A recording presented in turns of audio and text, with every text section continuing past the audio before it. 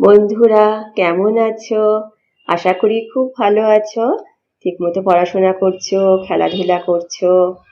আমি আবার তোমাদের জন্য বেশ কিছু সাধারণ জ্ঞানের প্রশ্ন উত্তর নিয়ে হাজির হয়েছি। বলো তো বন্ধুরা, চা আসলে কি?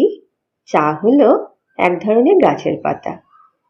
বলো তো, কোন বিজ্ঞানী প্রথম প্রমাণ করেন গাছের প্রাণ আছে?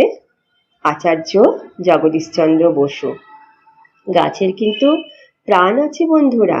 তাদের আঘাত করলে তাদের লাগে, তাদের গায়ে তুমি হাত বোলালে সেটা তারা অনুভব করতে পারে, তারা খাদ্য তৈরি করতে পারে, তারা নিঃশ্বাস প্রশ্বাস নিতে ছাড়তে পারে। যেমন হচ্ছে লজ্জাপতি গাছ, তার গায়ে যদি তুমি হাত দাও পাতায়, তাহলে পরে পাতাগুলো নুয়ে যায়। এর থেকে কিন্তু এটা সবচেয়ে বড় উদাহরণ যে গাছের প্রাণ আছে।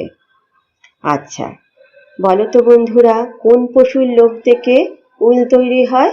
ভেড়ার লোম থেকে উল তৈরি হয়। একটি নিশাচর প্রাণীর নাম বলো তো বন্ধুরা।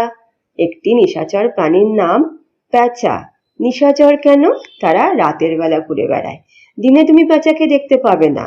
তখন তারা তাদের বাসায় থাকে, দিনের আলোতে তারা দেখতে পায় না। আচ্ছা, কোন পাখিকে শিল্পী পাখি বলা হয়? বাবুই পাখিকে শিল্পী পাখি বলা হয়। বাবুই পাখি তাদের ঠোঁটের সাহায্যে খুব সুন্দর বাসা তৈরি করতে পারে। পতঙ্গ কাকে বলে বন্ধুরা? যেসব পোকার ডানা থাকে তাদের পতঙ্গ বলে, যেমন মৌমাছি, মাছি, এরা সবই পতঙ্গ।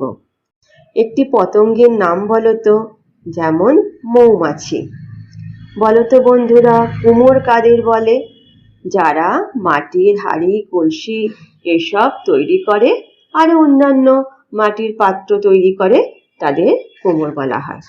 কামার কাদের বলে বলো তো বন্ধুরা?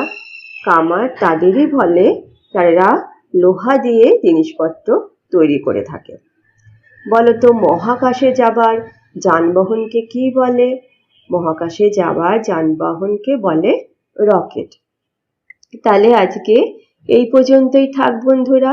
আবার পরের দিন তোমাদের জন্য আরো কিছু সাধারণ জ্ঞানের প্রশ্ন উত্তর নিয়ে হাজির হব।